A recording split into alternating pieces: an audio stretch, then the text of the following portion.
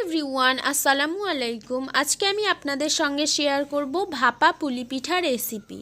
তাহলে চলুন আর দেরি না করে আজকের রেসিপিটা শুরু করা যাক। আজকের রেসিপির জন্য প্রথমেই একটা নারকেল ভেঙে কুড়িয়ে নিচ্ছে।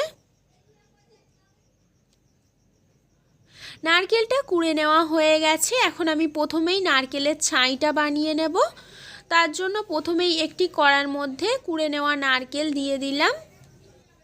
তারপরে খুন্তির সাহায্যে একটু নেড়ে চেড়ে অ্যাড করে দিচ্ছি 1 বাটি চিনি। এখানে আপনারা যে যেমন মিষ্টি খেতে পছন্দ করেন ঠিক ততটাই চিনি অ্যাড করবেন।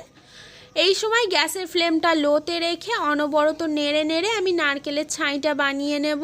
গ্যাসের ফ্লেমটা লোতে রেখে অনবরত নাড়তে নাড়তে নারকেলের ছাইটা রেডি করে নেওয়া হয়ে গেছে।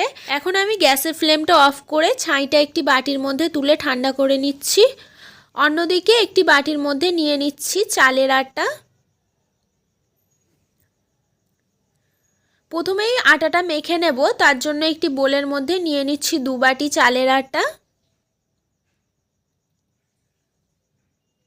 আর দিয়ে দিচ্ছি 1 বাটি ময়দা।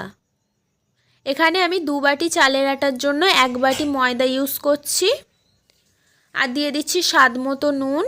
এখন সমস্ত শুকনো উপকরণ হাতের সাহায্যে ভালোভাবে মিক্স করে নিচ্ছি। সমস্ত শুকনো উপকরণ হাতের সাহায্যে ভালোভাবে মিক্স করে নেওয়া হয়ে গেলে এখন অল্প অল্প করে জল অ্যাড করে আমি আটাটা মেখে নিচ্ছি।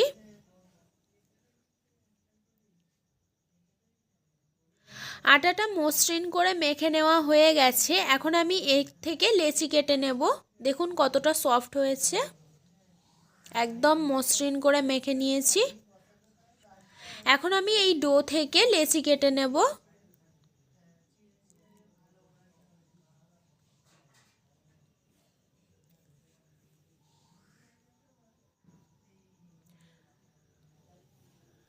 সম্পূর্ণ আটার ডোটা থেকে ছোট ছোট করে অনেকগুলো লেচি কেটে নেওয়া হয়ে গেছে।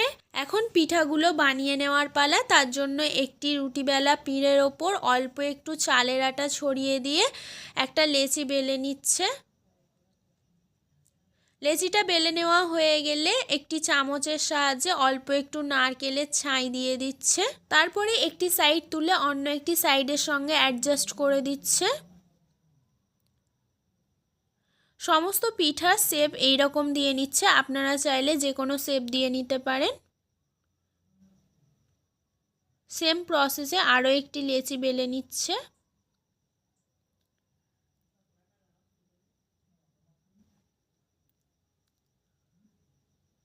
তারপরে একটু সাইড বরাবর দিয়ে দিচ্ছে নারকেলের পুর।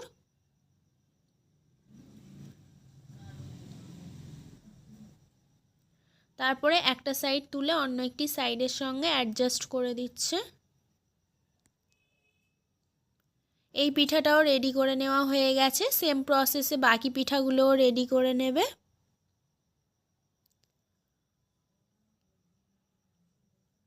এখন পিঠাগুলো ভাপিয়ে নেওয়ার পালা। তার জন্য একটি হাঁড়ির মুখে এইভাবে কাপড় বেঁধে নিচ্ছি। তারপরে দিয়ে দিচ্ছি হাফ হাঁড়ি জল। এখন এই কাপড়টির উপর থেকে পিঠাগুলো সাজিয়ে দিয়ে দিচ্ছি।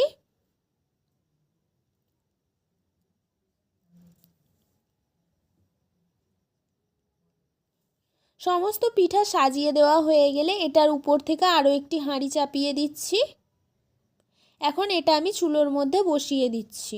সমস্ত পিঠা ভাপিয়ে নিতে প্রায় 1 ঘন্টা মতো সময় লেগেছে। প্রায় 1 ঘন্টা পর সমস্ত পিঠা ভাপিয়ে নেওয়া হয়ে গেছে। এখন পিঠাগুলো দুধের মধ্যে দিয়ে ফুটিয়ে নেওয়ার পালা। তার জন্য একটি হাঁড়ির মধ্যে লিকুইড দুধ আর দিয়ে দিচ্ছি অল্প একটু চিনি। দুধটা ভালোভাবে ফুটে উঠেছে। এখন আগে থেকে ভাপিয়ে রাখা পিঠাগুলো একে একে আমি গরম দুধের মধ্যে দিয়ে দিচ্ছি।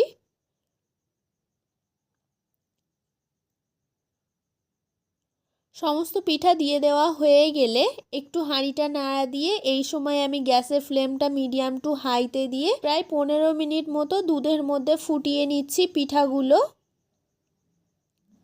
ভাপানো পিঠাগুলো প্রায় 15 মিনিট দুধের মধ্যে ফুটিয়ে নেওয়া হয়ে গেছে। একটা আপনাদেরকে দেখাচ্ছি, দেখুন। এখন আমি গ্যাসের ফ্লেমটা অফ করে দেব।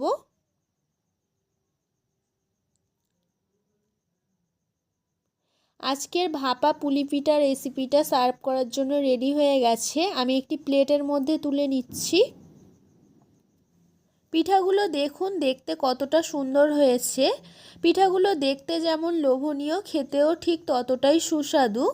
আপনাদেরকে রিকোয়েস্ট করব একবার হলেও এইভাবে বাড়িতে ভাপা পুলি পিঠা রেসিপি ট্রাই করে দেখবেন। আশা করি আপনাদেরও ভালো লাগবে। একটা পিঠা আপনাদেরকে কেটে দেখাচ্ছি ঠিক কতটা সফট হয়েছে।